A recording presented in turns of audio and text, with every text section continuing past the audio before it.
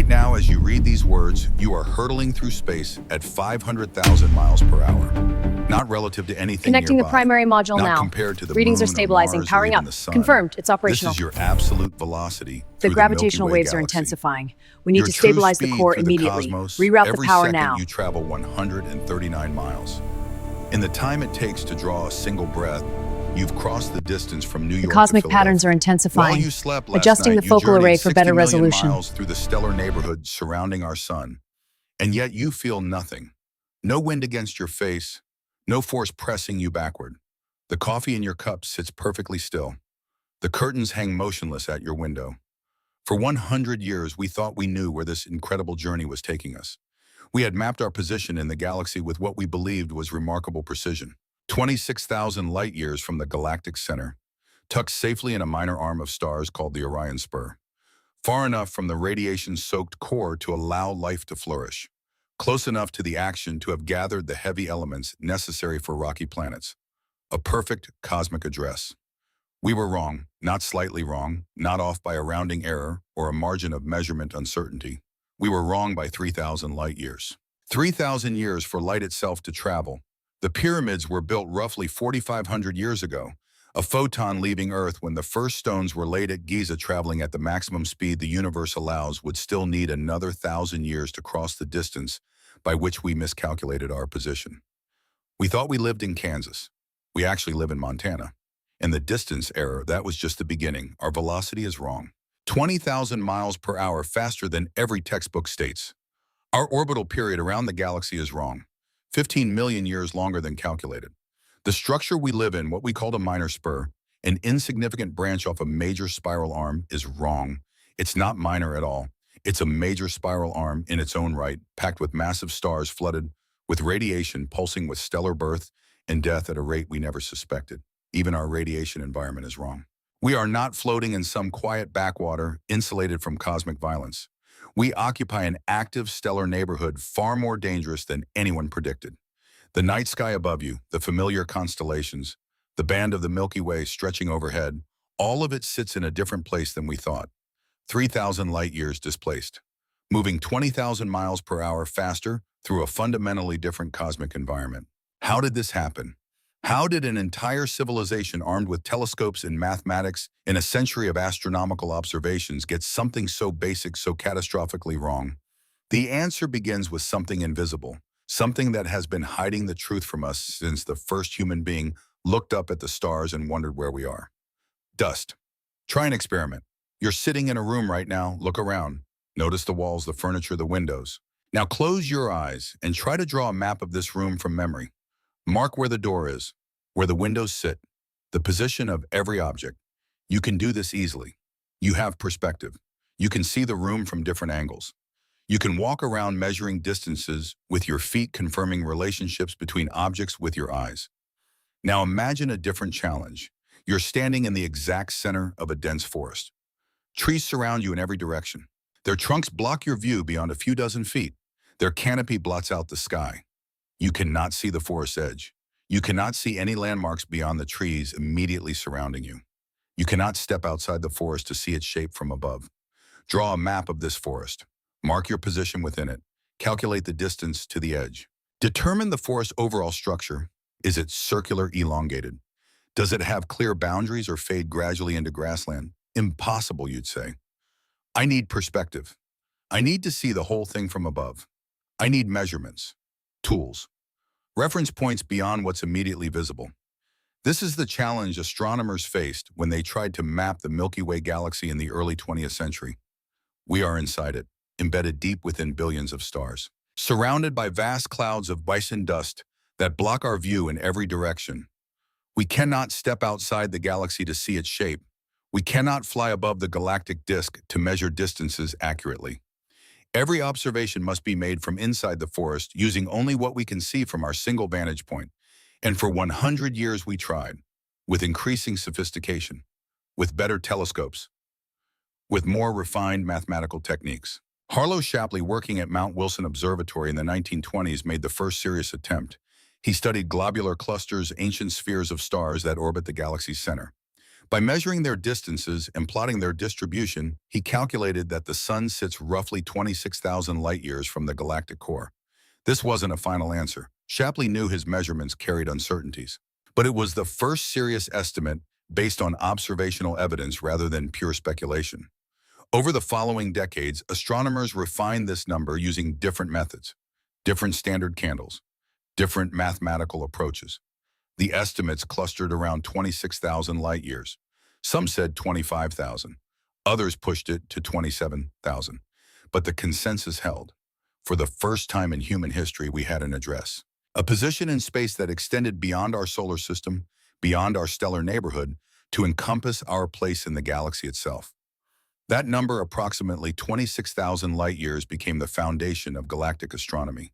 It appeared in textbooks. It grounded every subsequent model of galactic structure. It told us where we were.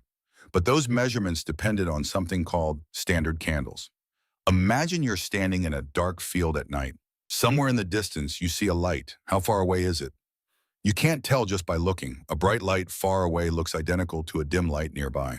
But if you know the light's intrinsic brightness, if you know it's, say, a 60-watt bulb, you can measure how dim it appears from where you stand and calculate the distance. Dimmer means farther. The relationship is mathematical, precise, reliable. Stars work the same way. Certain types of stars have known intrinsic brightness. Cepheid variables, for example. Their brightness oscillates in a predictable pattern, and the speed of oscillation correlates directly with their luminosity. Time how fast a Cepheid pulses, and you know exactly how bright it should be. Measure how bright it appears from Earth, and you can calculate its distance. RR Lyrae stars work similarly. They pulse with clockwork regularity. Their intrinsic brightness is well understood. They became the cosmic yardsticks astronomers use to measure distances across the galaxy. Simple physics, reliable mathematics, a century of concordant observations. Except there was a problem no one wanted to admit. Dust. Between Earth and the stars we were measuring, between our telescopes and the distant markers we were using as reference points, floated vast clouds of cosmic dust.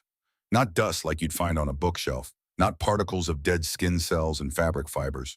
Cosmic dust consists of particles smaller than smoke grains of silicon carbon and complex molecules forged in the atmospheres of dying stars scattered through space over billions of years. Individually, these particles are tiny, insignificant. A single grain is smaller than a bacterium, invisible to the most powerful microscope. But across thousands of light years, these particles accumulate. They gather into clouds stretching hundreds, sometimes thousands of light years across. Some regions of the galaxy grow so choked with dust that they block visible light almost entirely. Vast sections of the Milky Way simply vanish when viewed through optical telescopes. The problem is subtle, insidious. When visible light from a distant star hits a dust cloud, the particles scatter it. Photons bounce in random directions. Most never reach Earth. The star appears dimmer than it actually is.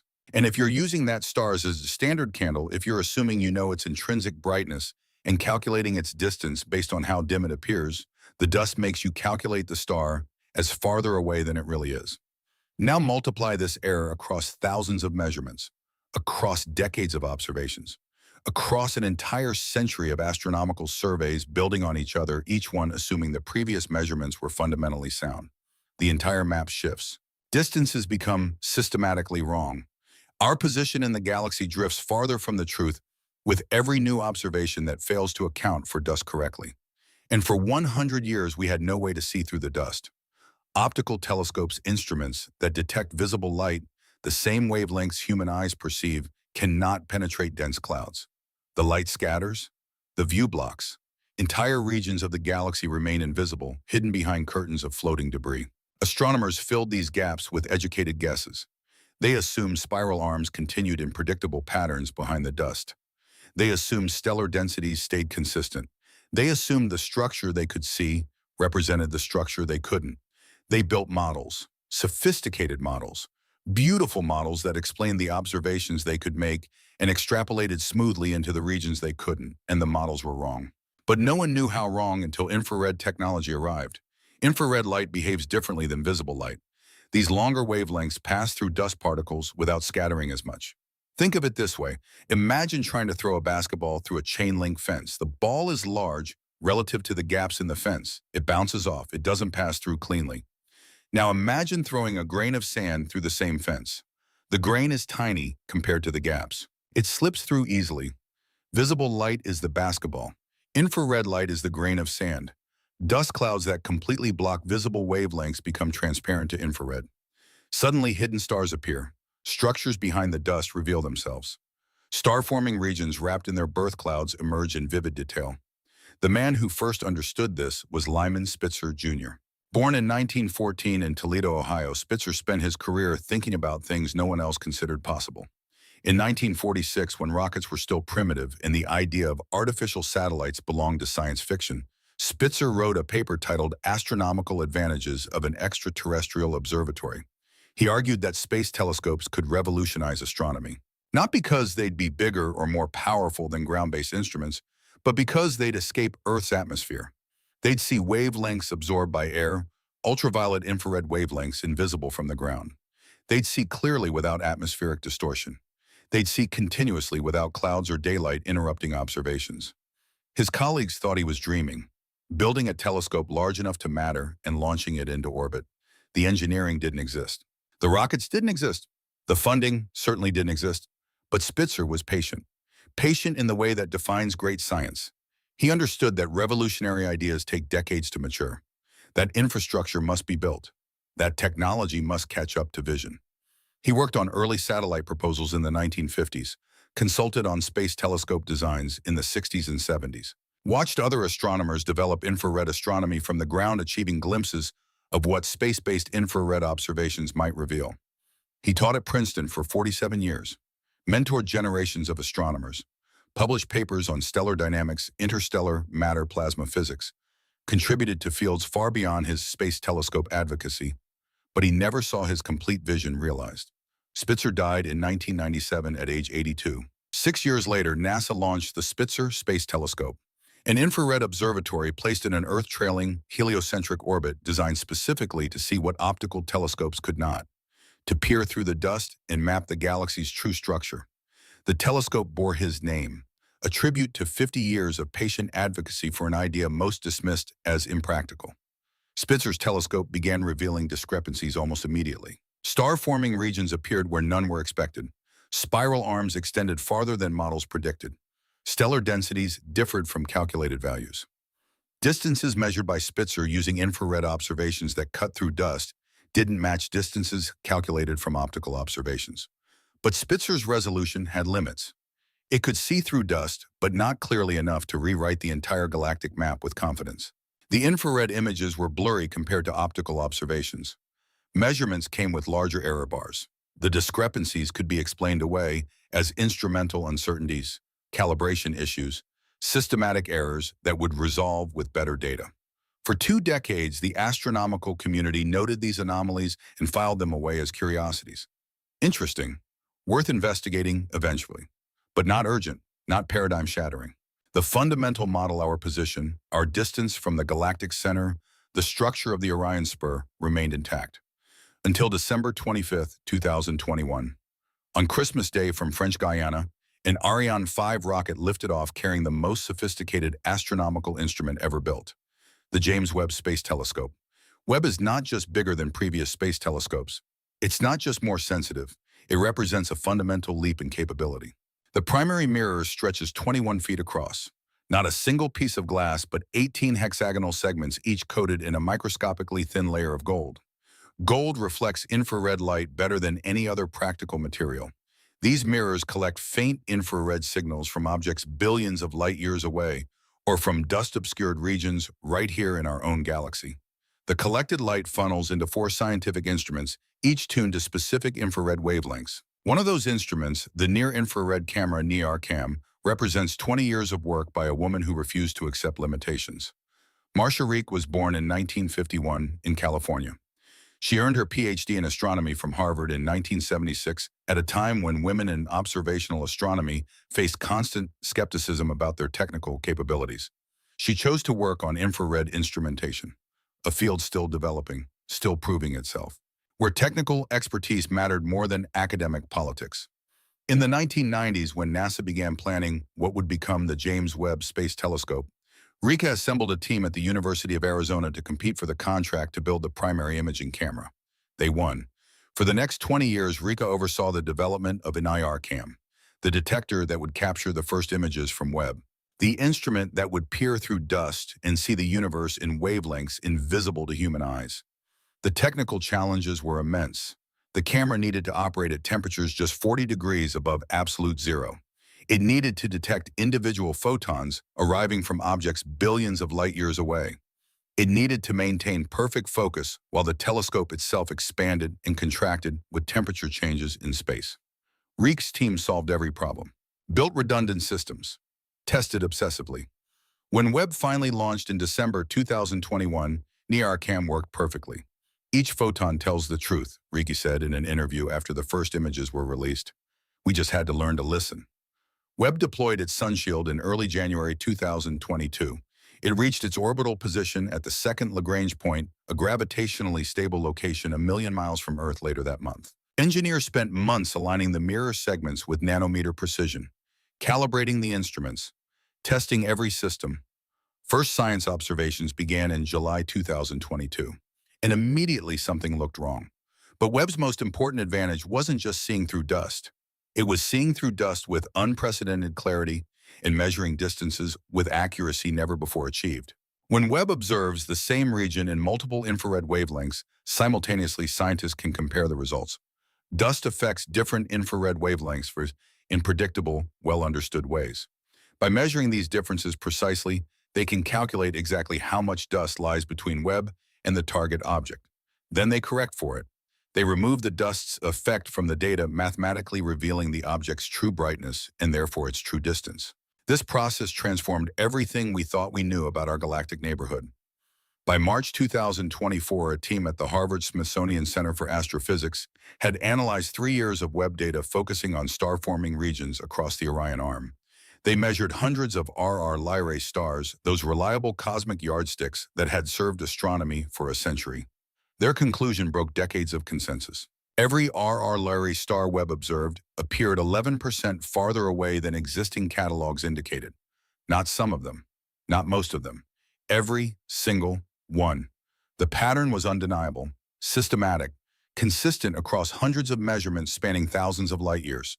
Either something was fundamentally wrong with Webb's instruments, a calibration error, a systematic bias affecting every observation in precisely the same way, or something was fundamentally wrong with our understanding of where these stars actually sit in space. The team checked everything, recalibrated, reprocessed the data using different algorithms, cross-referenced with other Webb observations. The result never changed, 11% farther, consistently, without exception. Independent teams rushed to verify. Astronomers at Caltech pulled data from other Webb observations. Researchers at the European Southern Observatory reanalyzed old Spitzer measurements using the new dust correction methods Webb enabled. Radio astronomers checked their surveys, which measured distances using completely different techniques based on stellar velocities rather than brightness. Every independent verification confirmed it. The error was real. Our position in the galaxy had been wrong for over a century. 26,000 light-years from the galactic center, number 29,000 light-years. 3,000 light-years farther out than every textbook printed in the last 50 years states. 3,000 light-years deeper into the outer regions of the Milky Way. 3,000 light-years of displacement that cascades through every calculation based on our assumed position. Textbooks became obsolete overnight. Planetarium shows needed updates. Every documentary about the Milky Way carried incorrect information. But more importantly, scientists realized they had been building theories on a flawed foundation. Models of galactic habitable zones assumed Earth's old position. Predictions about future stellar encounters used the wrong orbit. Calculations about our solar system's history depended on incorrect distances. The revision opened darker questions. If we were wrong about something so fundamental, what else remained hidden in the data?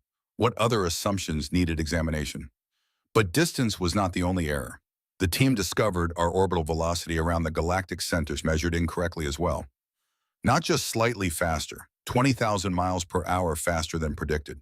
480,000 miles per hour was wrong. 500,000 miles per hour was right. This changes how long one complete orbit takes. For a century, astronomers calculated the galactic year, the time required for our solar system to complete one full revolution around the Milky Way center, at between 225 and 250 million Earth years. The new calculation revised this upward, approximately 240 million Earth years per orbit, 15 million years longer than the median previous estimate. That might not sound dramatic. 15 million years added to a 240 million year period, a 6% adjustment. But over the age of the solar system, those extra millions of years per orbit compound. Where we thought Earth had completed approximately 20 galactic orbits since the planet formed, the real number sits closer to 18 and a half. We have traveled less of the galaxy than we believed, encountered fewer stellar environments, passed through spiral arms on a different schedule. Our entire cosmic history, the exposures to radiation, the gravitational influences, the encounters with molecular clouds and stellar streams, all of it occurred on a timeline different from what we calculated. And the implications reach far deeper than revised numbers in academic papers. Being farther from the galactic center means weaker gravitational pull from the core, different exposure to radiation from central regions. Our orbit takes longer and follows a different path than calculations based on the old distance predicted. The galactic center pumps out high-energy particles constantly. X-rays stream from the supermassive black hole. Gamma rays burst from matter spiraling into oblivion. Cosmic rays accelerate to near light speed in the chaotic environment surrounding the core. Distance provides protection. At 26,000 light-years, Earth sits within one radiation zone. At 29,000 light-years, the radiation dose drops measurably. Not enough to notice in a human lifetime. But over millions of years, over the spans of time required for life to evolve from simple chemistry to conscious beings, reduced exposure might provide a slight but crucial advantage. Farther out also means different gravitational influences, different encounters with passing stars, different risks from cosmic events we barely understand yet. Other research teams began pulling at this thread. What else was wrong? What else needed revision? And with each new analysis, each new examination of Webb's data compared against a century of assumptions, the picture became clearer, and stranger, and far more unsettling. The revelation about distance and velocity sent shockwaves through the astronomical community, but it raised an immediate question. If our position was wrong, what about the structure we occupy? For decades, astronomers called it the Orion Spur. A spur. The word itself suggested insignificance. In galactic terms, spurs are minor features. Small branches extending from major spiral arms. They come and go. They form from temporary disturbances in the galactic disk, persist for a few tens of millions of years, then dissipate. Our solar system happened to sit in one, and that seemed perfectly ordinary. The measurements supported this view. The Orion Spur appeared to stretch about 10,000 light-years from end to end, maybe less. Narrow, short, unremarkable. It contained our solar system, some nearby stars, a few star-forming regions like the Orion Nebula, the glowing cloud visible to the naked eye in Orion's sword, and not much else of significance. Maps showed it as a thin line between the Perseus and Sagittarius arms, the major structures, the real spiral arms. Orion sat between them, a cosmic afterthought, barely worth labeling. When astronomers mapped the Orion structure using Webb's infrared data, expecting to confirm its minor status with better precision, the spur kept going, and going, and going. They traced star clusters farther than optical telescopes ever detected. They followed molecular clouds through regions previously invisible behind dust. They mapped the spiral arm's width at different points, finding it far more substantial than predicted. The new measurements shocked everyone. The Orion arm stretches at least 20,000 light-years across the galaxy, possibly more. Further observations continue extending its boundaries. That makes it similar in size to the so-called major spiral arms. The width measures thousands of light-years thick in some sections packed with young stars, dense gas clouds, and active star-forming regions. This is not a spur. This is a major galactic structure, 20,000 light-years. If the Milky Way were the United States, the Orion Arm would span the entire West Coast, California, Oregon, Washington, plus Nevada, Idaho, and parts of Montana. A massive, coherent structure, not some minor offshoot. The reclassification carries weight. Major spiral arms contribute significantly to a galaxy's dynamics. They influence how stars orbit. They create density waves that compress, gain, and trigger star formation. They shape the overall structure of the galactic disk. If the Orion Arm qualifies as major, then the Milky Way's spiral pattern needs revision. Textbooks show our galaxy with 4 main arms: Perseus, Sagittarius, Scutum, Centaurus, and Norma. Webb's data suggests we might need to add a 5th Orion. But size alone does not tell the full story. Webb also revealed the arm's composition. It contains far more massive stars than earlier surveys detected. These stars burn hot and bright, radiating across the electromagnetic spectrum with intensities that dwarf our sun. A single massive star can outshine the sun by a factor of 100,000. Their ultraviolet output floods surrounding space, ionizing hydrogen across light years. Their stellar wind streams of charged particles flowing outward at millions of miles per hour carve bubbles in the interstellar medium, and they die young. Massive stars exhaust their nuclear fuel in just a few million years. When they run out, they don't fade quietly like the sun will billions of years from now. They explode. Supernovae. Each one releases more energy in a few seconds than the sun will emit over its entire 10 billion year lifetime. Finding so many massive stars in the Orion Arm means star formation happens far more vigorously than anyone realized. Our neighborhood pulses with stellar birth and death on a scale previously invisible. Webb detected dozens of massive star-forming regions hidden in dust clouds. Each region contains hundreds or thousands of protostars, stars in the process of being born. These nurseries pump out new stellar systems at a pace that minor spurs simply cannot sustain. This suggests the Orion Arm generates its own density wave. It pulls in gas from surrounding space. It compresses that gas into new stars. It maintains itself through the same gravitational mechanisms that govern acknowledged major arms. The evidence accumulates. The Orion Arm is not minor. It deserves recognition as a full spiral arm in its own right. But there is a complication. The Orion Arm does not connect cleanly to the galactic center the way other major arms appear to. Major arms typically extend from the central bar, the elongated bulge of stars at the galaxy's core.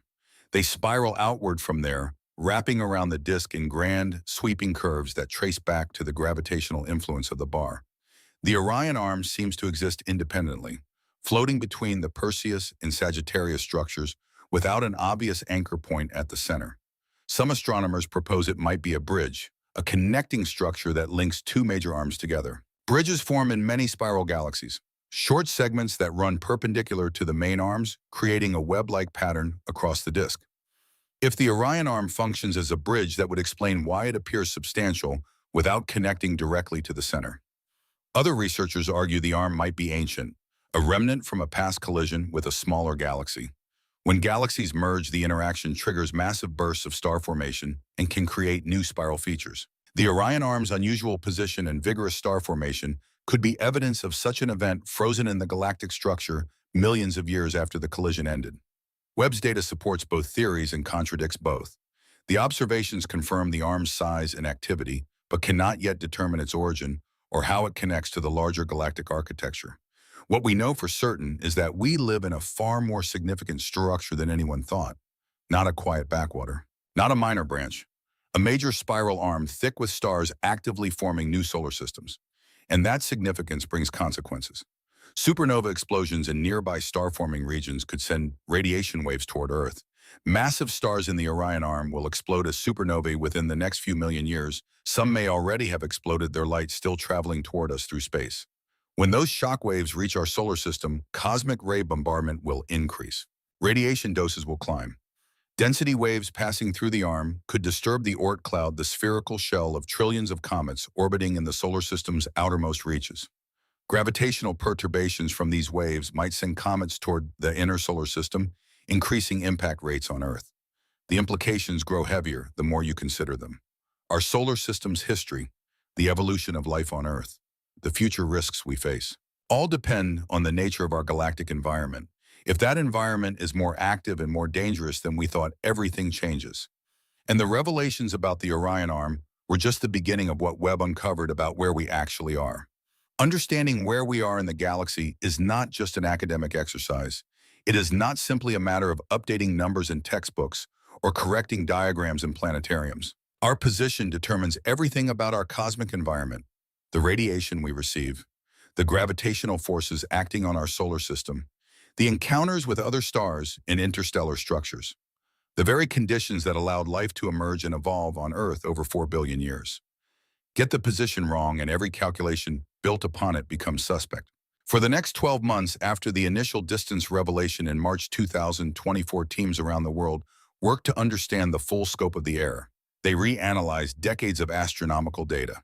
They recalculated orbital mechanics. They rebuilt models of galactic structure from the ground up, this time incorporating Webb's dust-penetrating observations as the foundation rather than an afterthought. What emerged was not a simple correction, not a footnote in astronomical history. What emerged was a complete reimagining of our cosmic address and all that it implies. This is complex material, the mathematics is rigorous. The implications cascade across multiple fields of astronomy, but complexity exists because reality is complex. Each piece of this puzzle is necessary to understand the next. Take your time with the numbers that follow. They tell a story about how profoundly we misunderstood our place in the universe. The numbers are precise, cold, mathematical, but each number tells that story. 29,000 light years from the galactic center. Let that sink in for a moment. 29,000 years for light itself to travel from the supermassive black hole at the Milky Way's heart to reach Earth. Light which crosses the distance from the Sun to Earth in 8 minutes. Light which could circle the Earth's equator 7 times in 1 second. 29,000 years of travel at the maximum speed the universe allows. In more familiar terms, 171 quadrillion miles. That is a 1 followed by 7 followed by 17 zeros. The human mind cannot grasp such distances intuitively. We need comparisons, analogies, translations into something visceral. If you began walking toward the galactic center at a steady pace of 3 miles per hour, never stopping to rest, never pausing for food or sleep, walking continuously for your entire life, in the lives of every human who came before you, every generation back to the first humans who walked upright in Africa, you would have covered less than 1/billionth of the distance. If you drove toward the center at highway speed, 70 miles per hour, maintaining that speed continuously from the moment the pyramids were built until today, you would still need another 4.5 billion years to arrive. Longer than Earth has existed. The galaxy is vast beyond human comprehension. And we just discovered we sit 3,000 light years deeper into that vastness than we thought. Columbus, sailing west from Spain in 1492, believed the Earth was smaller than it actually is. He thought the distance from Europe to Asia traveling westward was about 3,000 miles.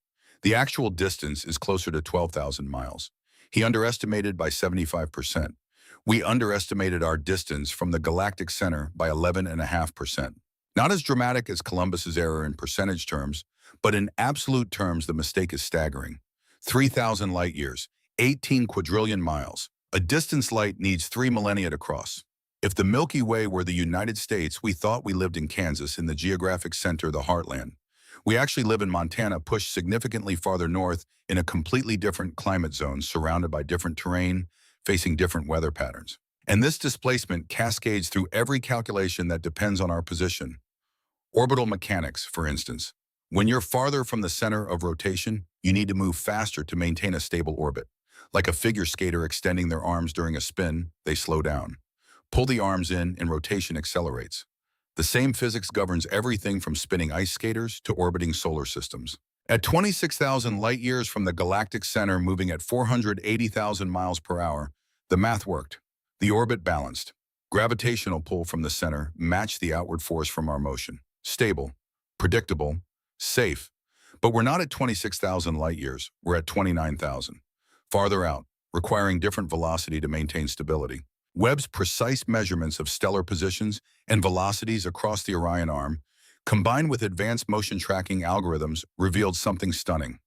Our actual orbital velocity is approximately 500,000 miles per hour, not 480,000. 500,000, 20,000 miles per hour faster than calculated. That difference might seem minor compared to the total velocity. 4%, a small adjustment. But in orbital mechanics, small adjustments compound over time into massive changes in trajectory, period, and position. 500,000 miles per hour. In the time it takes you to read this sentence, you have traveled more than 2,000 miles through the galaxy. Not around the sun, not through the solar system, through the galaxy itself, carried by the sun's orbit around the Milky Way's center. While you slept last night, you journeyed 60 million miles, not metaphorically. Literally, 60 million miles farther along in your multi-billion-year orbit around a supermassive black hole you will never see directly, whose gravity holds 400 billion stars in a cosmic dance older than Earth itself. And you felt none of it, no acceleration, no movement. Everything in your immediate environment, the planets, the asteroids, the comets in the Oort cloud, travels at the same velocity. You move together, locked in synchronized motion around the galactic center. Only by measuring the positions of distant stars over time, tracking How they shift relative to our motion. Can astronomers detect our movement at all? The increased velocity has profound implications. It changes the fundamental question of how long our journey around the galaxy actually takes. For a century, we calculated the galactic year at approximately 225 million Earth years. Some estimates pushed it to 250 million. The range came from uncertainties in both our distance from the center and our velocity. Webb resolved both uncertainties, 29,000 light-years out, 500,000 miles per hour. The math becomes precise. One complete orbit around the Milky Way takes approximately 240 million Earth years, 15 million years longer than the median previous estimate, 6% more time per orbit. That means Earth has completed fewer orbits since the planet formed 4.5 billion years ago. The old calculations suggested approximately 20 orbits, the new number 18.5. Think about what one galactic year encompasses. 240 million years, the entire age of the dinosaurs from their emergence in the Triassic to their extinction at the end of the Cretaceous spans less than one complete orbit. Mammals evolved, radiated into thousands of species, and conquered every continent during the second half of one single galactic year. Humans have existed for a tiny fraction of one orbit. Modern humans, Homo sapiens, emerged roughly 300,000 years ago. That is 1/800th of a single galactic year. All of recorded human history, from the first cities in Mesopotamia to today, represents about 25 thousandths of one orbit, a cosmic eye blink. And in that eye blink, we got our position wrong by 3,000 light years and our velocity wrong by 20,000 miles per hour. But these numbers are not merely corrections to astronomical tables. They represent something deeper, something that reaches into Earth's past and extends into its future. Our solar system does not remain in a static environment as it orbits. We pass through different spiral arms. We encounter varying densities of interstellar gas. We move closer to star-forming regions, then farther away. Each environment exposes Earth to different levels of cosmic radiation, different risks from nearby supernovae, different chances of stellar encounters that could disturb the outer solar system. Scientists have long suspected connections between Earth's mass extinction events and our position in the galactic orbit. The evidence is tantalizing. Some extinction events seem to cluster at regular intervals. Roughly every 30 million years, life on Earth faces a catastrophic disruption. Not every time. The pattern is not perfect, but the statistical clustering is stronger than random chance would predict. If our orbit takes us through particularly dangerous regions on a predictable schedule, that could explain the pattern. Passage through a spiral arm might increase supernova rates nearby. Gravitational interactions with dense molecular clouds might perturb the Oort cloud, sending comets toward the inner solar system. Increased comet impacts could trigger mass extinctions. Revising the length of the galactic year changes when we expect to encounter these danger zones again. The timeline of life on Earth maps against our orbital position. The Cambrian explosion, when complex life suddenly diversified about 540 million years ago, happened roughly 2.25 galactic years ago. The dinosaurs dominated Earth for almost an entire galactic year before their extinction. Humans evolved in the last tiny fraction of our current orbit. We are newcomers, not just to Earth, but to this particular position in the galaxy.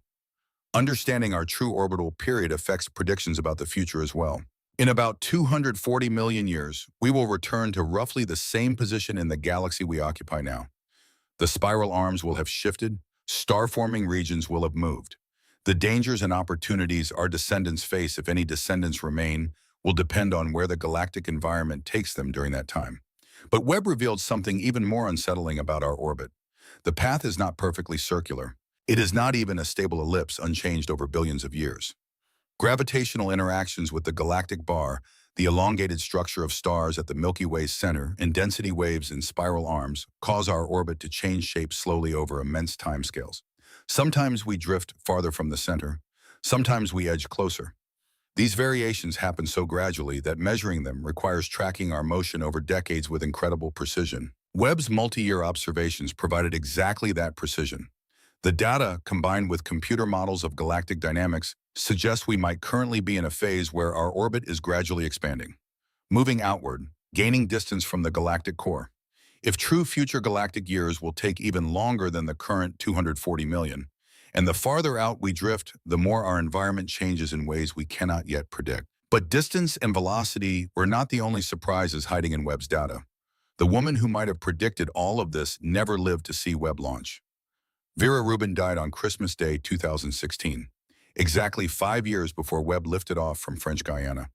Born in Philadelphia in 1928, Rubin spent her childhood fascinated by the night sky. She built a telescope from cardboard tubes and lenses salvaged from her father's workshop. He was an electrical engineer who encouraged her curiosity rather than dismissing it. He helped her build better instruments. He drove her to meetings of amateur astronomers sitting in the back, while his daughter, barely a teenager, discussed observations with adults. When she applied to college, she initially planned to major in astronomy at Swarthmore, but her high school physics teacher pulled her aside. "Women don't belong in observatories," he said. "The facilities aren't set up for you. You should study something more appropriate, perhaps teaching." She ignored him, studied astronomy anyway, earned her bachelor's degree at Vassar, one of the few women's colleges with a serious astronomy program. Applied to Princeton's graduate program. Princeton rejected her application. They did not accept women into the astronomy PhD program. Would not accept women until 1975. Rubin earned her master's at Cornell and her PhD from Georgetown instead. Her doctoral thesis, completed in 1954, suggested that galaxies might exhibit large-scale rotation patterns, that the universe itself might rotate. The astronomical community dismissed it as speculation unsupported by evidence. Her advisor suggested she pursue safer topics. Throughout the 1950s and 60s, she faced constant discrimination. Colleagues dismissed her work. Observatories refused her access, some because she was a woman, others because her research challenged accepted models. When she finally gained access to Palomar Observatory's 200-inch telescope in the 1960s, she discovered the facility had no women's restroom. She cut out a paper skirt and taped it over the man symbol on the door. She persisted anyway. In the 1970s, working with Kent Ford at the Carnegie Institution, Rubin began measuring the rotation curves of spiral galaxies. The work was meticulous, painstaking. They measured the velocities of stars in at different distances from galactic centers, plotting how fast material orbits based on its position. According to Newton's laws, in everything astronomy understood about gravity, stars farther from the center should orbit slower, just like planets in our solar system. Mercury, close to the sun, whips around its orbit in 88 days. Neptune, far from the sun, takes 164 years. The relationship is mathematical, inevitable, universal. But Rubin's measurements showed something impossible. Stars at the edges of galaxies were moving just as fast as stars near the center, sometimes faster. The rotation curve stayed flat instead of declining with distance. This violated everything astronomy predicted. The outer stars were moving too fast. At those velocities, they should fly off into intergalactic space. The galaxy shouldn't hold together. Unless, and this was the radical conclusion Rubin and Ford reached, unless galaxies contained far more mass than we could see. Invisible mass, mass that didn't emit light, mass that made its presence known only through gravitational effects. Dark matter. The discovery revolutionized cosmology. It revealed that everything we can see, stars, planets, gas dust, represents less than 20% of the total mass in the universe. The rest hides in some form we cannot directly observe. Rubin's work earned her countless honors: the National Medal of Science in 1993, the Gold Medal of the Royal Astronomical Society in 1996. She was frequently mentioned as a candidate for the Nobel Prize, though the award eluded her before she died. But more than her specific discoveries, Rubin embodied a principle that astronomy desperately needed: humility in the face of the unknown, willingness to question fundamental assumptions. "We have peered into a new world," she said in an interview late in her life, "and have seen that it is more mysterious and more complex than we had imagined. Still more mysteries of the universe remain hidden. Their discovery awaits the adventurous scientists of the future." I like it this way. If the majority of the universe is invisible, Rubin asked, what else might we be missing? What other assumptions might be wrong? If galaxies are held together by mass, we cannot see what else acts on them that we have not detected. She never knew how profound that question would become.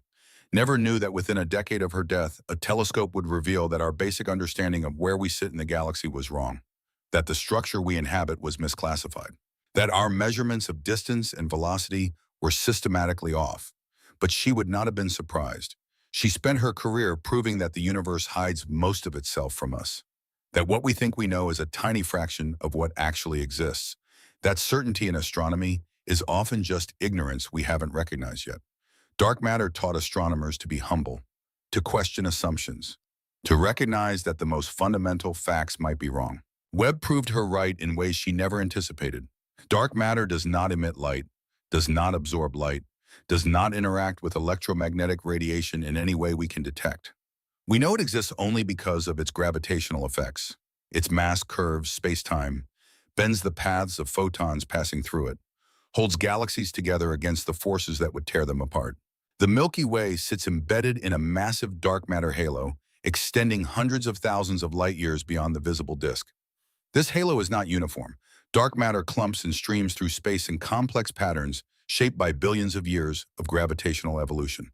Our solar system moves through this invisible ocean as we orbit the galactic center, encountering different dark matter environments over time.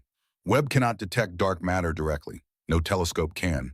But by measuring the effects of dark matter, by observing how it bends light from distant galaxies, by tracking stellar velocities with extreme precision, and comparing them to predictions based only on visible matter, astronomers map where dark matter must concentrate.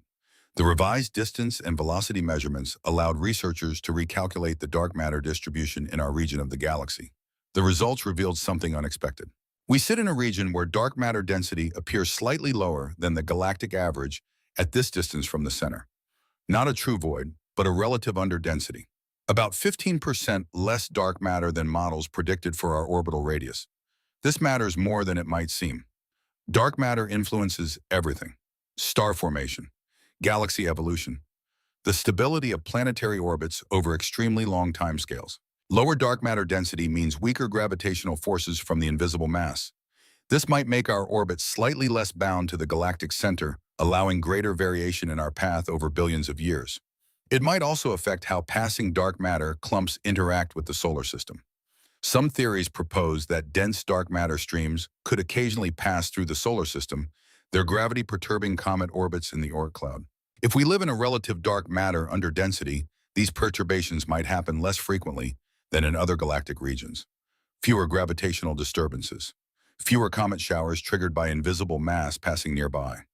Webb also detected what astronomers call dark matter subhalos, smaller concentrations of dark matter embedded within the larger galactic halo.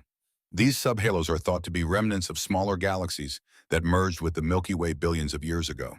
The normal matter from these galaxies got absorbed into the Milky Way's disk and bulge. Gas fell inward, formed new stars mixed with the existing stellar population. But the dark matter remained in distinct clumps moving through the galaxy on their original orbital paths like ghosts of the dead galaxies that once contained them. Several of these sub-halos passed through our neighborhood, not close enough to pose immediate danger, but close enough that their gravitational influence might have affected the solar system's history. Some researchers propose that dark matter sub-halo encounters could trigger comet showers by disturbing the Oort cloud. Others suggest these encounters might contribute to the solar system's gradual migration outward from the galactic center over billions of years. The exact nature of dark matter remains one of physics' greatest mysteries. Is it a new type of particle that interacts only through gravity? Is it made of multiple different components? Could it interact with normal matter through forces we have not detected yet? Webb's observations constrain these possibilities by mapping how dark matter distributes throughout the galaxy. If dark matter clumped too strongly, the distribution would look different. If it remained too smooth, the observed structure could not form. Our position within the dark matter halo also affects how we search for dark matter particles directly. Earth-based detectors sit deep within the halo, constantly passing through dark matter as we orbit. The local dark matter density determines how often these particles, whatever they are, might pass through the detectors.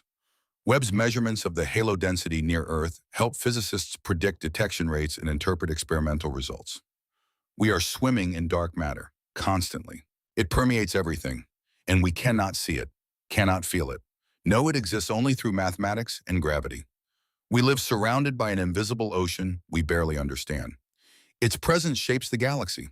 It might shape us.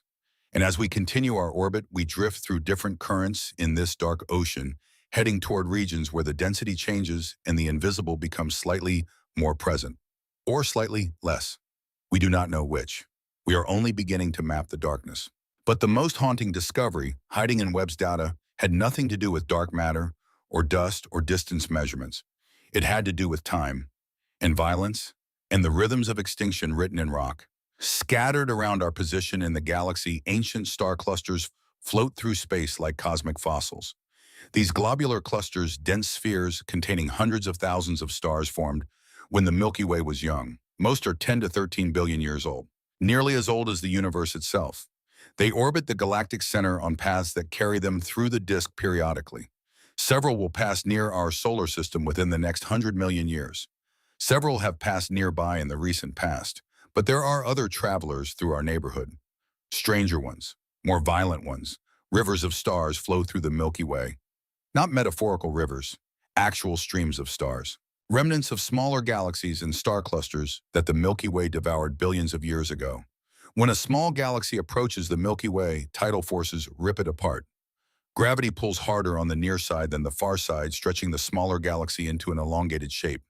Over millions of years, this stretching tears the galaxy to pieces. Its stars scatter into long streams that continue orbiting the Milky Way's center, following the path their parent galaxy once traveled. Eventually, these stars mix into the galactic population completely. But for hundreds of millions of years, they remain visible as coherent structures. Ghostly ribbons marking the graves of dead galaxies. Webb identified at least 3 major stellar streams within 10,000 light-years of our position. The nearest passes within 2,000 light-years of the solar system.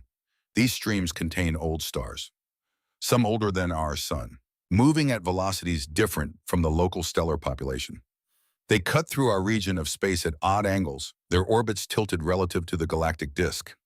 One stream caught astronomers' attention immediately. Named the Helmy stream after Amina Helmy, the researcher who first identified it in 1999 using ground-based observations, this structure contains stars moving retrograde. They orbit backward compared to most stars in the galaxy. This retrograde motion proves they originated from a separate galaxy that collided with the Milky Way roughly 5 to 8 billion years ago. The parent galaxy got shredded, but its stars continue their backward journey, a ghostly reminder of ancient violence. The Helmy stream passes through our region every few 100 million years as it completes its own orbit around the galactic center. Webb's velocity measurements of stars in the stream showed some moving toward our position, not on collision courses with the solar system. The distances are too vast for direct impacts, but close enough that their gravity could influence comets in the Oort cloud or perturb the orbits of distant objects in our outer solar system. Researchers began plotting the stream's past trajectory using computer simulations. If you know a stream's current position and velocity, you can work backward through time calculating where it was millions of years ago. The results were unsettling. Approximately 30 million years ago, the Helmy stream passed within 2,000 light-years of the solar system, much closer than its current distance. Close enough that gravitational perturbations would have been significant. 30 million years ago, the Oligocene epoch, mammals diversifying rapidly after the extinction of the dinosaurs, grasslands spreading across continents, climate cooling, forests retreating, and a major extinction event. Not as catastrophic as the one that killed the dinosaurs, but significant. Numerous species disappearing from the fossil record within a relatively brief geological interval. The timing could be coincidence. Extinction events happen. Climate shifts occur naturally. Correlation does not prove causation, but the numbers fit too well to ignore. A massive stellar stream passing nearby, gravitational perturbations disturbing the Oort cloud, comets raining into the inner solar system, impact rates increasing, dust from strikes blocking sunlight, climate disrupting, ecosystems collapsing. When the team published their findings in September 2024, the response was immediate and divided. Some researchers embraced the correlation. Others demanded more evidence. The debate continues. But one thing is certain. The Helmy stream will pass this way again. In approximately 230 million years, it will return to this region of the galaxy. And if we are still here, if humanity or whatever we evolve into still occupies this corner of space, we will face whatever gravitational chaos that passage brings. We are not alone in our orbit. We share this space with ghosts, with the scattered remnants of galaxies that died before Earth existed. And those ghosts are not passive. They exert gravitational influence. They perturb. They disturb. They might kill. Our position in the galaxy is not static. We move through changing environments, past stellar graveyards, through dark matter currents, along paths that intersect with ancient violence, still echoing across billions of years. And we are only beginning to map these dangers, only starting to understand the cosmic rhythms that might govern life and death on Earth. The galactic year is not just a number. It is a journey through through regions that nurture life and regions that destroy it. We have completed 18 and a half of these journeys since Earth formed. How many more can we survive? In March 2025, exactly 1 year after the Harvard-Smithsonian team published their distance measurements, the International Astronomical Union convened a joint press conference in Washington, D.C. Representatives from Harvard, Smithsonian, Caltech, the European Southern Observatory, and NASA's Goddard Space Flight Center gathered on a stage before hundreds of reporters. Behind them, projected on enormous screens, were two images of the Milky Way. One labeled 1924 to 2024, Our Understanding. The other labeled 2025 to Present Reality. The differences were stark. The old map showed Earth as a small dot 26,000 light-years from the center in a minor spur between major arms. The new map showed us 3,000 light-years farther out in a structure as large and significant as the arms surrounding it. Dr. Sarah Morrison from Harvard spoke first. For 100 years, we have told students, the public, and ourselves that we knew where Earth sits in the Milky Way galaxy. We were confident. We were wrong. She paused. Let that sink in.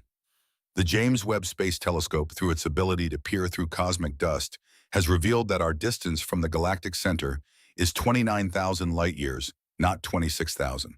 Our orbital velocity is 500,000 miles per hour, not 480,000. The structure we inhabit, the Orion Arm, is not a minor spur, but a major spiral arm, rivaling the size of structures we previously considered primary features. Dr. Ramon Castillo from Caltech continued, this is not a minor correction. Every model of galactic dynamics that assumed our old position must be revised.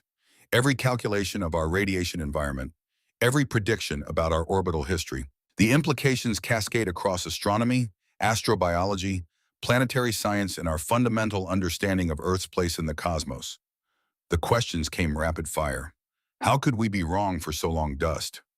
Cosmic dust blocked our view and made stars appear farther than they actually were. How certain are we now? Very. Multiple independent observations using different techniques all confirm the new measurements.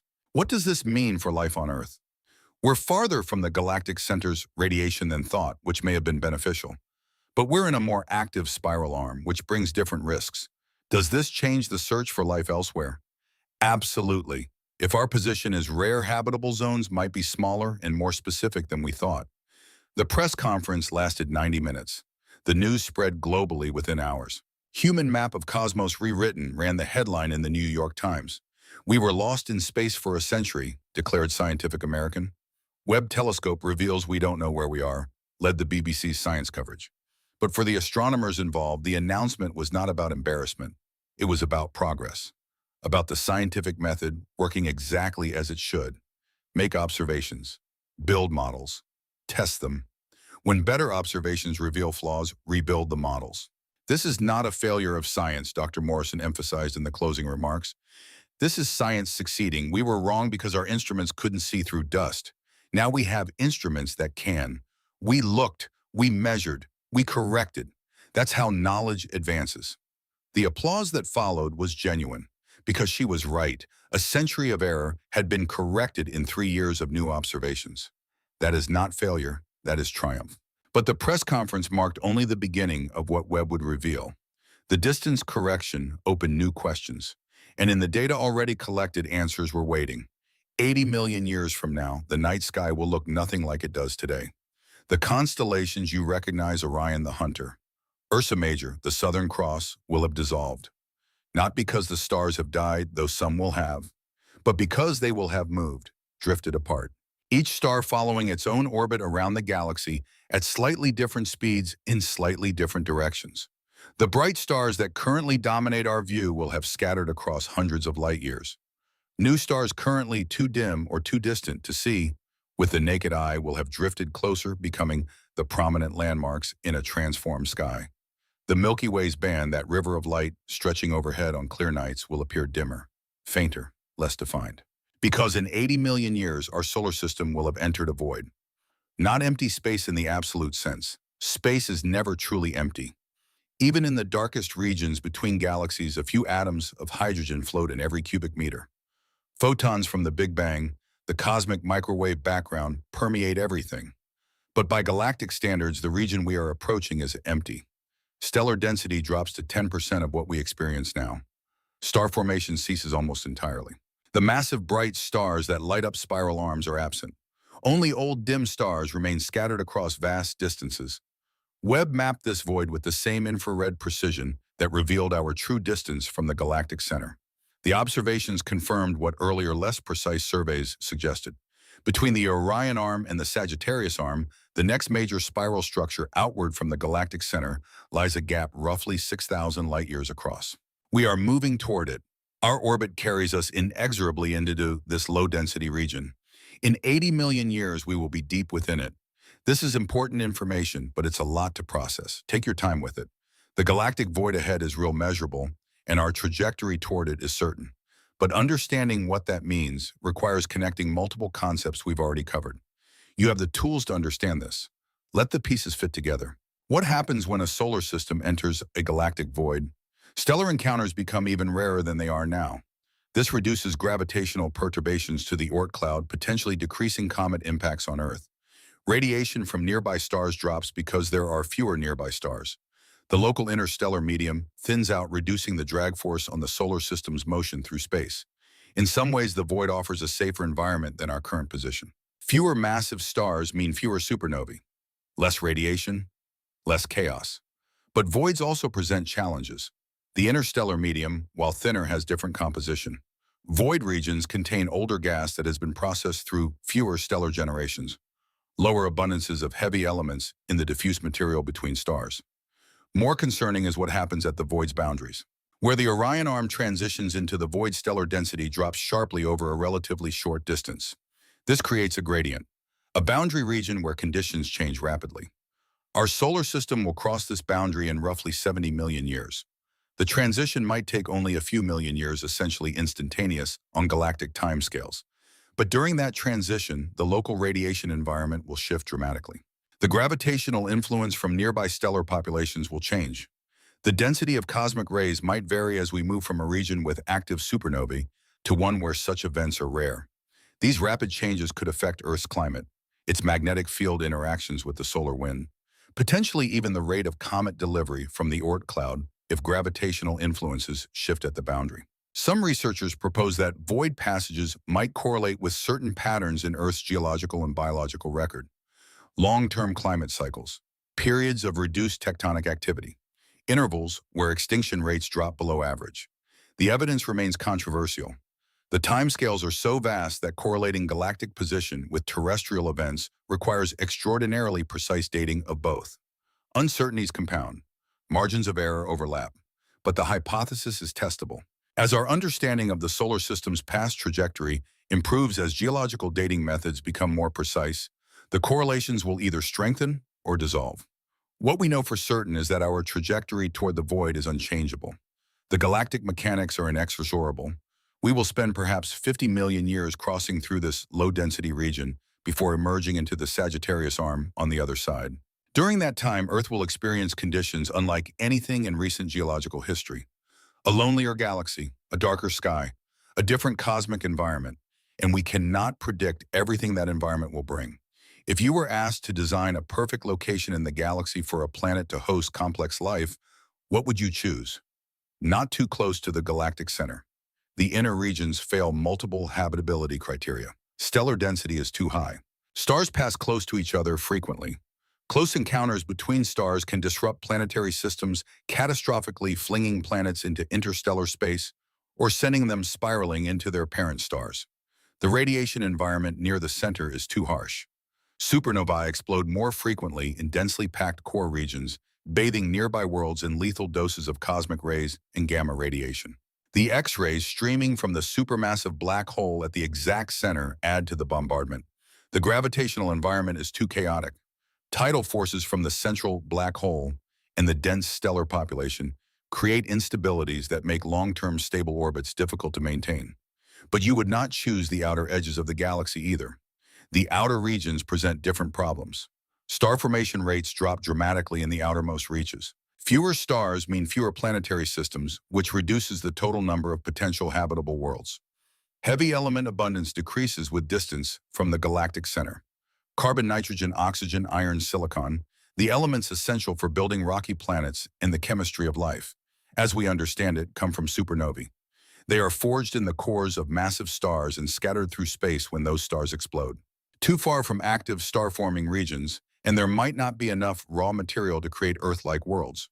Early generation stars formed when the universe was young and contained mostly hydrogen and helium, lacked the heavy elements necessary for rocky planets. Their systems consist of gas giants and ice balls with no solid surfaces for life to take hold. The galactic habitable zone lies between these extremes. Models suggest it extends from roughly 13,000 light-years to 33,000 light-years from the galactic center. Earth, at 29,000 light-years, sits comfortably within this range. Not at the inner edge where radiation threats increase. Not at the outer edge where planets might lack the chemistry needed for life. Right in the sweet spot where conditions appear optimal. But Webb's observations complicated this simple picture. The telescope revealed that the galactic habitable zone is not a smooth, uniform ring around the center. It has structure, texture, variation. Some regions within the nominal habitable zone experience higher supernova rates due to active star formation. Other regions sit in voids where stellar density drops below average. The actual habitability varies dramatically depending on precise location, not just distance from the center. The Orion Arm, our current home, appears to occupy a particularly favorable position within the habitable zone. Star formation occurs at a moderate rate, enough to provide heavy elements and maintain galactic recycling, but not so much that massive stars flood the region with deadly radiation. Stellar density remains low enough that close encounters happen rarely. Over the Sun's 4.5 billion-year lifetime, no star has passed within 1 light-year of our solar system. The nearest star, currently Proxima Centauri, sits over 4 light-years away. Safe distance. Gravitational isolation. We sit between major spiral arms, avoiding the highest concentrations of massive stars that populate those dense structures. The Perseus Arm lies 6,000 light-years inward. The Sagittarius Arm sits 6,000 light-years outward. We occupy the gap still in a major arm ourselves, the Orion Arm, but positioned between the collision zones where spiral arms interact and merge. It is almost as if the solar system stumbled into one of the safest neighborhoods in the entire galaxy. Almost, because Webb also detected threats we did not account for in earlier habitability models. The stellar streams passing through our region, the dark matter subhalos drifting past, the upcoming transition into the void. These factors were invisible to previous surveys. Unknown variables in the equation of Earth's long-term survival. The updated distance measurement, 29,000 light-years instead of 26,000, shifted our position slightly deeper into the habitable zone, farther from the dangerous inner regions. This adjustment improves Earth's long-term prospects for avoiding radiation catastrophes, but it also raises profound questions about the distribution of life in the galaxy. If we occupy a particularly safe region, should we expect to find more technological civilizations at similar distances? Do habitable planets cluster at specific orbital radii where conditions optimize survival? Or is our position random? A cosmic accident? One safe pocket among thousands scattered throughout the galaxy, most of them empty. A few lucky enough to harbor worlds where life took hold. The man who devoted 30 years to answering a question no one else thought worth asking never lived to see his Nobel Prize.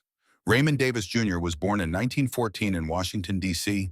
He earned his Ph.D. in physical chemistry from Yale in 1942, then spent most of World War II working on chemical weapons research work he rarely discussed later in life. After the war, he joined Brookhaven National Laboratory. In the 1950s, he became interested in a problem that obsessed physicists. The sun shines because of nuclear fusion in its core. Hydrogen atoms fuse into helium, releasing energy.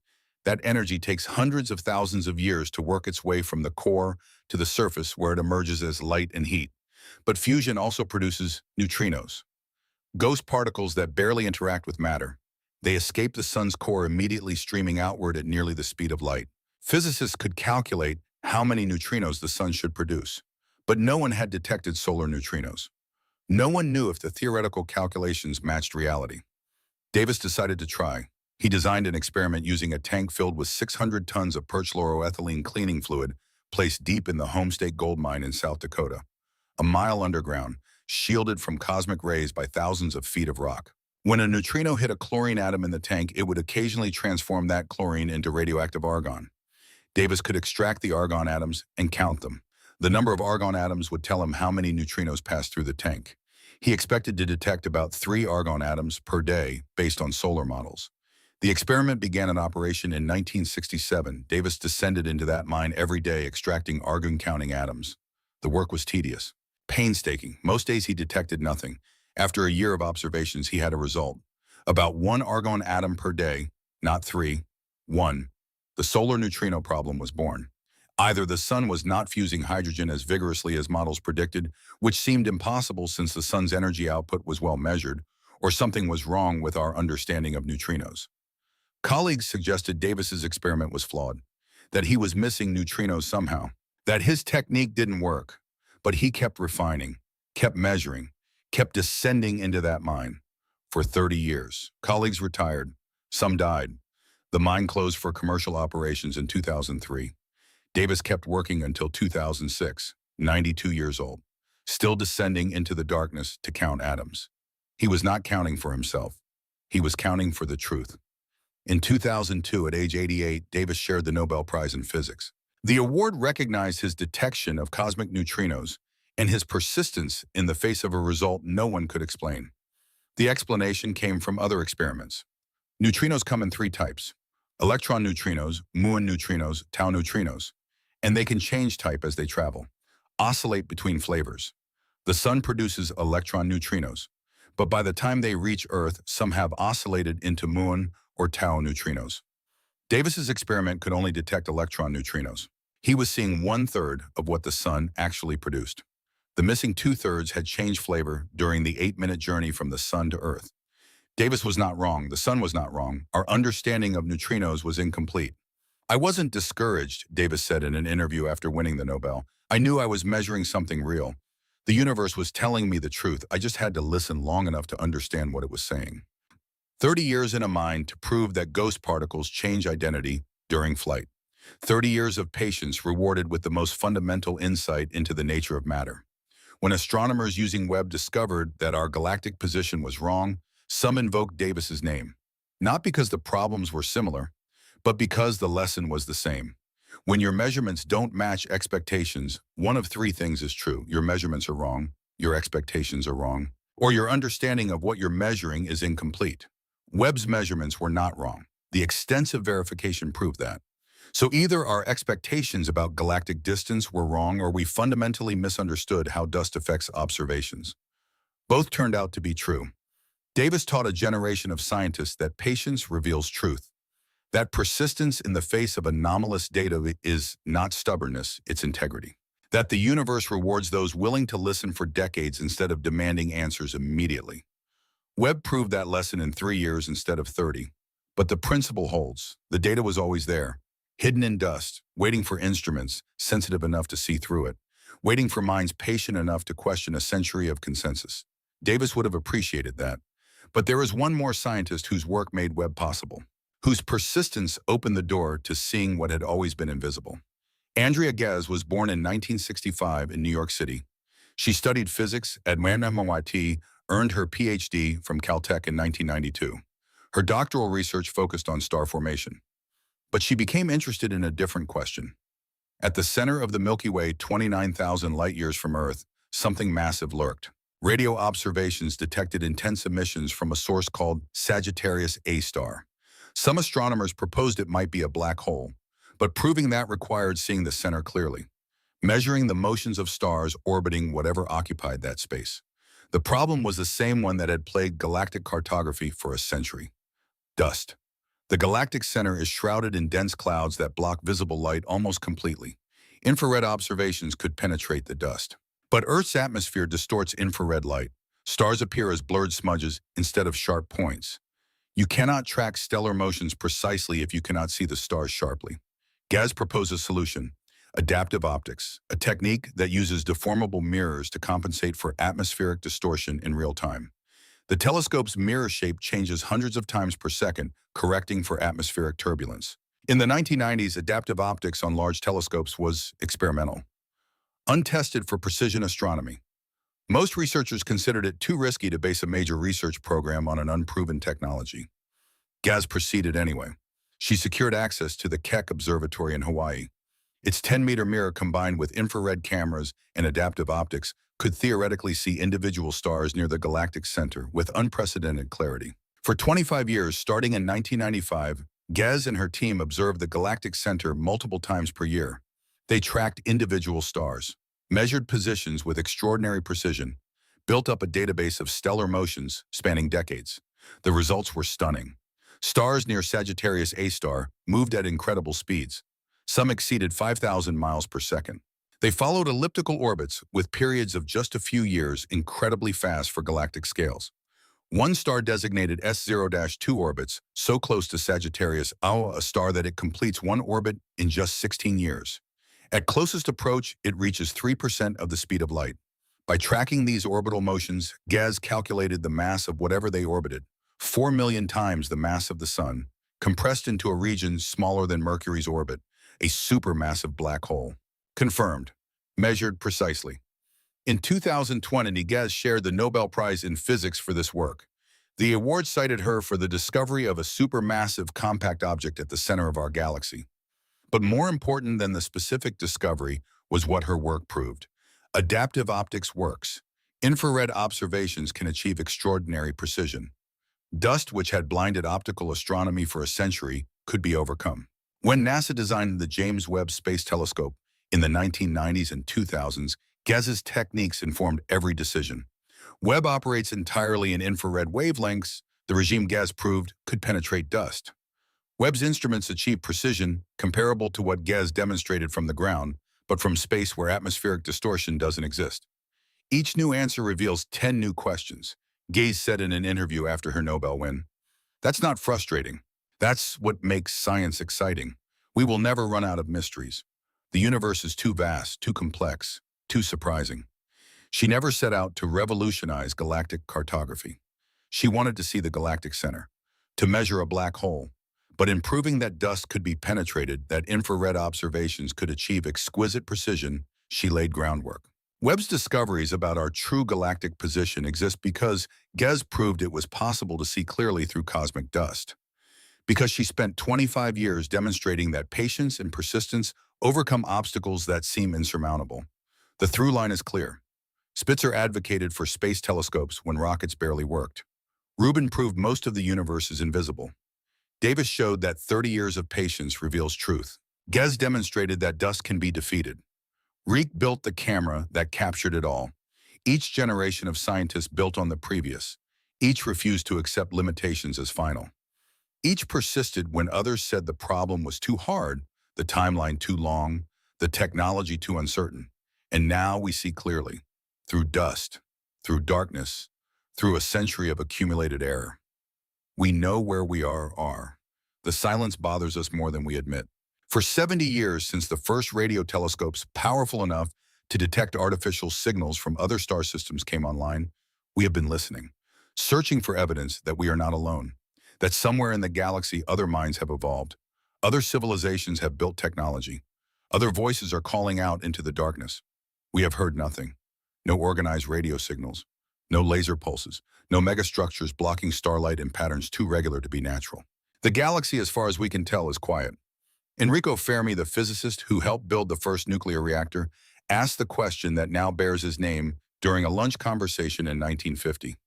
If intelligent life is common in the galaxy, if technological civilizations arise frequently, where is everybody? Why haven't we seen evidence of them? The galaxy is old, 13 billion years. Life on Earth arose roughly 4 billion years ago, within a billion years of the planet's formation. If Earth's timeline is typical, billions of habitable planets should have hosted life for billions of years. Some civilizations should be millions or billions of years more advanced than we are. Such civilizations should be obvious. They should have colonized the galaxy, built structures visible across thousands of light years, filled the radio spectrum with their communications, transformed entire star systems to suit their needs. But we see none of this. We are alone as far as our instruments can tell. Hundreds of proposed solutions to the Fermi paradox have been offered. Maybe intelligent life is extraordinarily rare. Maybe it arises frequently, but destroys itself before achieving interstellar capability. Maybe advanced civilizations choose silence. Maybe they communicate through channels we have not discovered. Maybe they exist in forms we cannot recognize. Webb's revelations about our galactic positions suggest another possibility, one that is both hopeful and deeply isolating. The galactic habitable zone is not uniformly habitable. It consists of pockets, scattered regions where conditions permit complex life to evolve and persist over billions of years. Our pocket, the region within roughly 5,000 light years of our current position, represents a tiny fraction of the galaxy's volume, perhaps 0.02%. 400 billion stars in the Milky Way. If only 0.02% occupy truly stable long-term habitable environments, that leaves about 80 million candidates. It is still a large number, but 80 million stars scattered across a 100,000 light-year disk means vast distances between favorable locations. More importantly, these pockets are not static. They move, drift, change over time as spiral arms rotate at different speeds as star-forming regions migrate as the galaxy evolves. A location that is safe now might have been deadly 2 billion years ago. A region currently hostile might become habitable in another billion years.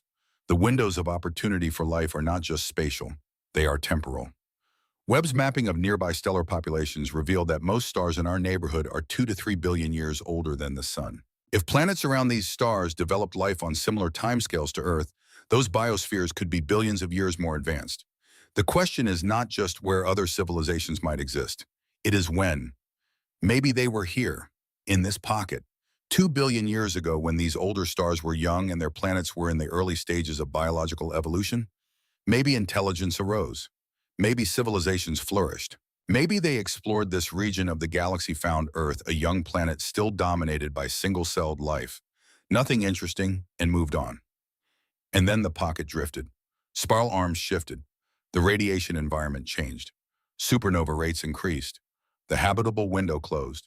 Those civilizations died or migrated elsewhere, following the moving boundaries of habitability as the galaxy evolved.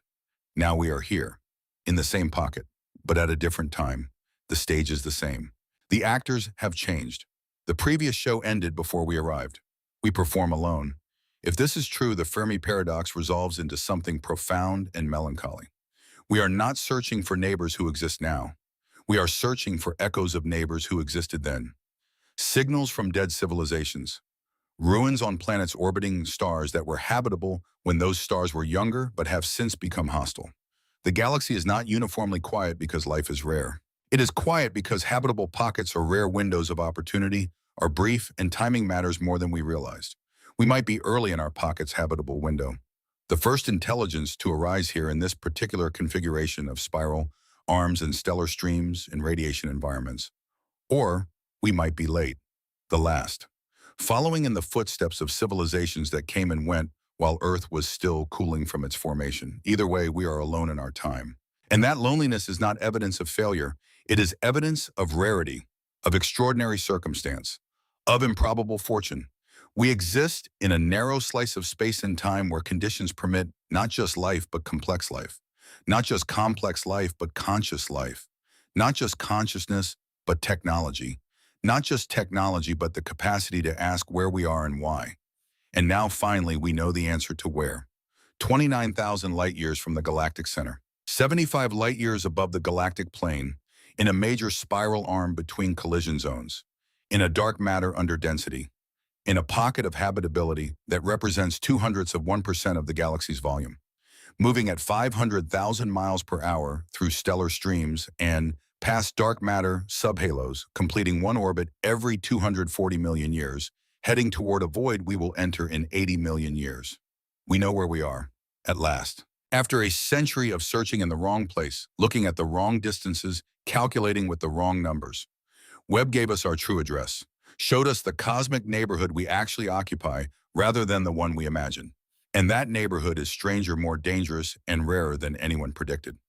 Right now, as you finish reading these words, 100 trillion neutrinos are passing through your body. These ghostly particles born in the nuclear furnace at the sun's core stream outward at nearly the speed of light. They pass through Earth as if it were not there. Through rock, water, flesh, bone, almost nothing stops them. Almost nothing interacts with them. You cannot feel them, cannot see them, but they are real, measurable. Every second, 65 billion neutrinos pass through every square centimeter of your skin. Right now, you are moving through space at 500,000 miles per hour, 139 miles every second, fast enough to circle Earth's equator in 3 minutes. You feel none of this motion because everything around you moves at the same speed. The atmosphere, the oceans, the ground beneath your feet, all of it locked in synchronized orbit around the galactic center. Right now, the Helmy stream, a river of stars from a galaxy destroyed billions of years ago, drifts through our neighborhood. Its gravity tugs at comets in the Oort cloud. Invisible forces acting on invisible objects too distant to see, shaping the solar system in ways we are only beginning to understand. Right now, dark matter flows around and through you, invisible mass that outweighs everything you can see by a factor of 5, holding the galaxy together, bending space, influencing our orbit, and we cannot detect it except through mathematics and gravity. Right now, we sit 29,000 light years from the galactic center. 29,000 years for light to travel that distance. 171 quadrillion miles. A distance so vast that human minds cannot grasp it intuitively. We can only approximate it through metaphors that fail to capture the true scale. And somewhere 8,000 light years from here, still within our habitable pocket orbiting a star 2 billion years older than our sun, there might be someone looking back toward us, wondering the same things, asking the same questions. Or there might not be. We might be alone in this pocket, in this time, the only minds conscious enough to ask where we are and wonder why. For 100 years we were blind. We thought we knew our position, thought we understood our cosmic address, built theories and models and predictions on a foundation that was wrong. 3 years of observations from a telescope designed to see what previous instruments could not, to peer through the dust that hid the truth, to measure distances with precision never before achieved, and the foundation crumbled. We were wrong about where we are, wrong about how fast we are moving, wrong about the structure we inhabit, wrong about the radiation environment surrounding us, wrong about our proximity to danger and our distance from safety. But we are not wrong anymore. Cosmic forces conspired to hide the truth. Dust blocked our view. Distance deceived our measurements. The scale of the galaxy dwarfed our instruments. Darkness concealed most of the universe's mass. But human curiosity persisted. We built better tools, developed new methods, launched telescopes into space where dust could not interfere. We measured, calculated, observed, refined, generation after generation, for a century, making errors, correcting them, approaching truth asymptotically, never quite reaching it, but getting closer with each iteration. Spitzer dreamed of space telescopes for 50 years before one launched. Rubens spent a career proving most of the universe is invisible to us. Davis descended into a mine every day for 30 years to count ghost particles.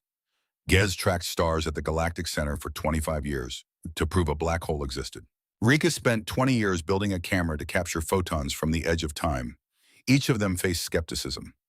Each was told their work was too difficult, too expensive, too uncertain. Each persisted anyway. And finally, we see clearly. We know where we stand. We know the dangers ahead and the luck that brought us here. We know the rarity of our position and the temporariness of our safety. We are travelers through a dangerous galaxy, moving through regions that nurture life and regions that destroy it. We have completed 18.5 journeys around the Milky Way since Earth formed.